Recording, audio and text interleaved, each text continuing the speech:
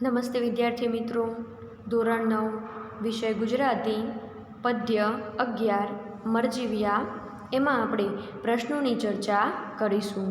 તો સૌથી પહેલાં આપણે જે લોંગ ક્વેશ્ચન છે એમાં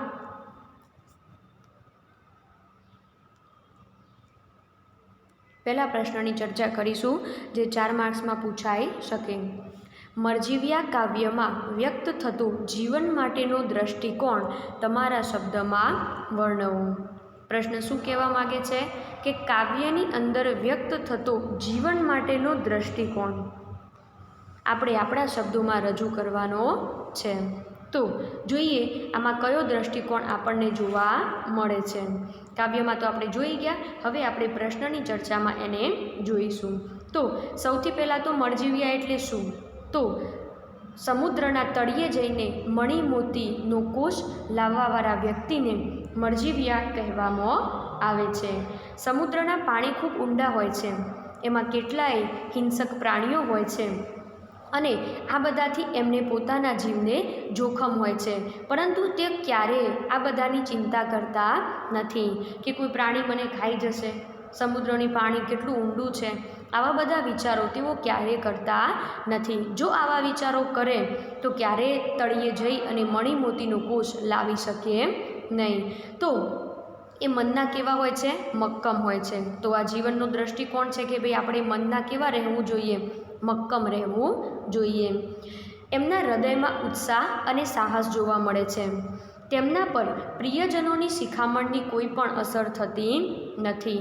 મરજીવ્યા જ્યારે નિશ્ચય કરી લે છે એકવાર, પછી એમના પ્રિયજનો એમને સમજાવે છે, પણ એની એમના પર અસર થઈ નહીં, કારણ કે એમનું જે લક્ષ્ય હતું એ એમને નક્કી કરી લીધું હતું। આથી તેઓ સહેજ પણ ડર્યા વગર જીવનું જોખમ ખેડી અને તળિયે જવા માટે તૈયાર થઈ જાય છે। તેઓ ઊંડા પાણીમાં કૂદી પડે છે અને છેક તળિયે જાય છે અને સમુદ્રના અંધકારમય તળિયાને તેઓ ખૂંદી વળે છે અને મણિ મોતીનો કોષ લઈને તેઓ બહાર આવે છે। આમ મરજીવ્યા કાવ્ય પરથી આપણને એક દ્રષ્ટિકોણ મળે છે કે જીવનમાં ગમે તેવો સંઘર્ષ કરવો પડે પણ આપણે ક્યારે થાકવું જોઈએ નહીં, હિંમતથી એનો સામનો કરવો જોઈએ, સહેજ પણ ડરવું જોઈએ નહીં અને મન મક્કમ રાખવું જોઈએ। દૃઢ નિશ્ચય કરી અને ઉત્સાહ અને સાહસ સાથે જો આપણે આગળ વધીશું તો મરજીવ્યાની જેમ આપણે પણ આપણા નિશ્ચિત લક્ષ્ય સુધી પહોંચીશું અને મણિ મોતી જેવું ફળ આપણે પ્રાપ્ત કરી શકીશું। તો આ દ્રષ્ટિકોણ આપણને આ કાવ્યમાંથી મળે છે। હવે આપણે આગળનો પ્રશ્ન જોઈશું। પ્રશ્ન નંબર 2 આપણે જોઈએ તો મરજીવ્યાની સફળતા પાછળનું રહસ્ય તમારા શબ્દોમાં જણાવો। હવે કાવ્યની અંદર મરજીવ્યા એ કેમ સફળ થયા એ આપણે આપણા શબ્દોમાં લખવાનું છે, તો એની ચર્ચા આપણે કરીએ। તો સૌથી પહેલાં તો મરજીવ્યા સમુદ્રના તળિયેથી મણિ મોતીનો કોષ લઈને આવે છે, સફળ થાય છે। કેમ? તો કારણ કે મરજીવ્યાનું મન કેવું હોય છે? મક્કમ હોય છે, પોતાના મનને મક્કમ બનાવે છે। એમનો જે નિશ્ચય છે એ કેવો હોય છે? દૃઢ હોય છે। તો મક્કમ મનોબળ અને દૃઢ નિશ્ચય એનું પહેલું કારણ છે। બીજું, એમની અંદર ઉત્સાહ હોય છે, એ કામ કરવાનો ઉત્સાહ, કોઈ પણ કામ કરવા માટે ઉત્સાહ જોઈએ। માત્ર મનોબળ મક્કમ હોય પરંતુ જો ઉત્સાહ ન હોય તો એ કામમાં સંપૂર્ણ સફળતા મળતી નથી, એટલે ઉત્સાહ એ બીજી વસ્તુ છે। તો એમના હૃદયમાં ઉત્સાહ હોય છે અને એની આંખોમાં તેજ હોય છે, એ ઉત્સાહનું તેજ એમની આંખોમાં દેખાઈ રહેલું હોય છે, દેખાય છે આપણને। બીજું, એમના અંગે અંગમાંથી ખૂબ જ બળ ઉભરાઈ રહ્યું છે, અથાગ એટલે ખૂબ જ એમના અંગે અંગમાંથી ઘણું બળ ઉભરાઈ રહેલું આપણને જોવા મળે છે। એમના પ્રિયજનો એમને પાછા વળી જવા માટે આવી ઉપાધિ માથે ન લેવા માટે સમજાવે છે, તો પણ તેઓ સહેજ પણ વિચલિત થતા નથી અને સમુદ્રના વિકરાળ જળમાં એ કૂદી પડે છે, એ સાહસ કરે છે। જીવનું જોખમ છે એ જાણવા છતાંય તેઓ શું કરે છે? સાહસથી એની અંદર કૂદી પડે છે અને મૃત્યુના મુખ સુધી તેઓ પહોંચી જાય છે। સમુદ્રનું અંધકારમય તળિયું એ ખૂંદે છે, એટલે કે મૃત્યુના મુખ સુધી તેઓ પહોંચી જાય છે અને સાહસ કરી એને ખૂંદે છે અને એ ખૂંદી અને મણી મોતીનો કોષ એ દરિયાના પેટાળમાંથી એ શોધી કાઢે છે અને બહાર લઈને આવે છે. આ મરજીવિયાની સફળતાનું કોઈ કારણ હોય તો એમનું દ્રઢ નિશ્ચય, મક્કમ મનોબળ, એમના અંગે અંગમાંથી ઉભરાતું બળ, એમની આંખોમાં દેખાતું તેજ, આ બધું આપણે કહી શકીએ. તો આ પરથી આપણે કહી શકીએ કે મરજીવિયાની અંદર રહેલા ઉમદા ગુણો એ જ એની સફળતાનું મુખ્ય રહસ્ય છે. આ બંને જનરલ ક્વેશ્ચન છે જે 4 માર્ક્સમાં પૂછાઈ શકે છે. હવે આપણે ટૂંકા પ્રશ્નોની ચર્ચા કરીએ. મરજીવિયાના પ્રિયજનોએ કઈ શિખામણ દીધી? મરજીવિયાના પ્રિયજનો એમને કઈ શિખામણ દે છે? તો આપણે કાવ્યમાં જ જોઈશું કે મરજીવિયાના જે પરિવારજનો છે એ એમને શું શિખામણ દે છે. તો મરજીવિયાના પ્રિયજનો એમને શિખામણ દેતા કહે છે, શું કહે છે કે વૃથા જીવન કા વેડફો ભલા, કારણ વગર તમારા જીવનને શું કરવા બગાડો છો? ક્યાંથી વળગી તમને આવી આંધળી એટલે કે અવિચારી ઉપાધિ? તમને ક્યાંથી વળગી છે આવી આંધળી અને અવિચારી ઉપાધિ? એમ કહી શિખામણ આપી અને એમને રોકવાનો પ્રયત્ન કરે છે. તો મરજીવિયાના પ્રિયજનો એમને શિખામણ દે છે કે તમારું જીવન કારણ વગર જ આમ શું કરવા માટે તમે વેડફો છો?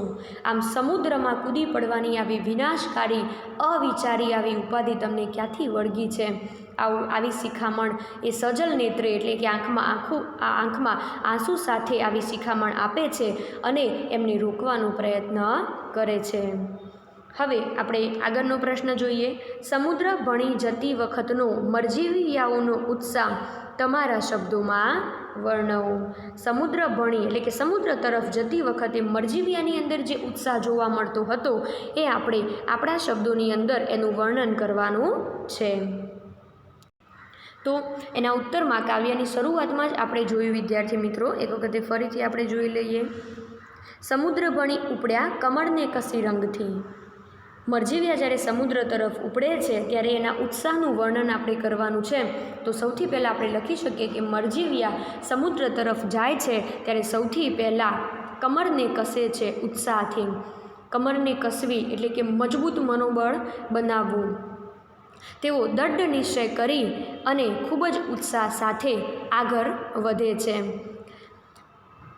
આથી તેમણે ઉત્સાહથી ડગલા ભરતા સમુદ્ર તરફ પ્રયાણ કર્યું. તેમને સમુદ્રની અંદર જવાનો ખૂબ જ ઉત્સાહ છે. આથી તેઓ ઉત્સાહથી ડગ ભરી અને સમુદ્ર તરફ જાય છે. અને એ વખતે એમની આંખોમાં પ્રકાશ એટલે કે તેજ હતું અને એના અંગે અંગમાંથી ખૂબ જ વધારે બળ ઉભરાઈ રહ્યું હતું.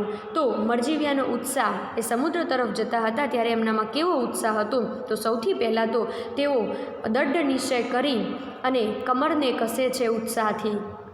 દૃઢ નિશ્ચય કરી ખૂબ જ ઉત્સાહમાં આવી જાય છે અને દૃઢ નિશ્ચય કરે છે. દૃઢ નિશ્ચય કરી લીધો છે એટલે જ તેઓ સમુદ્ર તરફ ડગ ભરવા લાગે છે.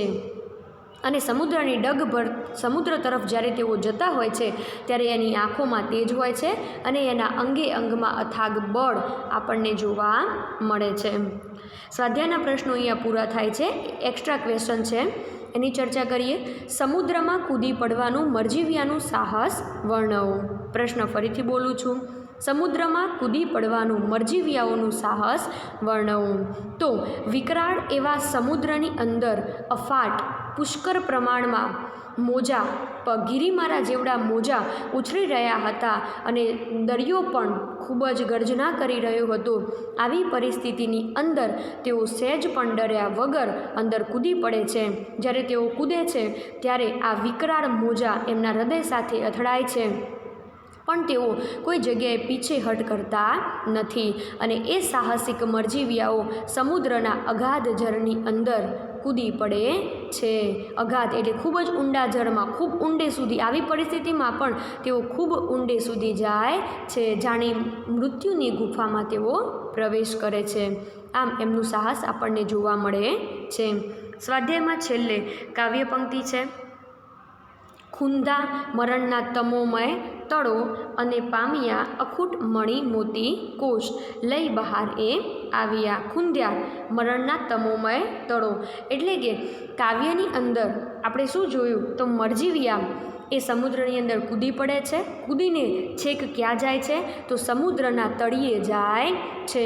ડૂબકી મારી અને છેક સમુદ્રની તળિયે એ પહોંચે છે. સમુદ્રના તળિયે પહોંચી અને તમોમય એટલે કે સમુદ્રના અંધકારમય તળિયાને મરણના કવિ કહે છે મરણના તમોમય મૃત્યુનો અંધકાર જાણે ત્યાં હતો તો મૃત્યુના અંધકારમાં જઈ એના તળિયે પહોંચી અને એનું તળિયું ખૂંદી વળે છે અને ત્યાંથી મણિમોતીનો અખૂટ ખજાનો લઈ અને તેઓ બહાર આવે છે. ત્યાં જતી વખતે હિંસક જળચર પ્રાણીઓ, વિકરાળ મોજા, સમુદ્રની ગર્જના, કોઈ પણ જાતના ડરથી તેઓ ડર્યા નહીં અને સકુશળ તેઓ પહોંચે છે અને સકુશળ તેઓ મણિમોતીનો ખજાનો લઈને એ પાછા આવે છે. તો એ ખજાનો લઈને પાછા આવે છે એમાં એમનો દૃઢ નિશ્ચય આપણને જોવા મળે છે. અહીંયા આપણે સ્વાધ્યાયના બધા જ પ્રશ્નોની ચર્ચા પૂર્ણ કરીએ છીએ. સ્વાધ્યાયના પ્રશ્નોના ઉત્તર તમારે લખવાના રહેશે. નમસ્તે વિદ્યાર્થી મિત્રો.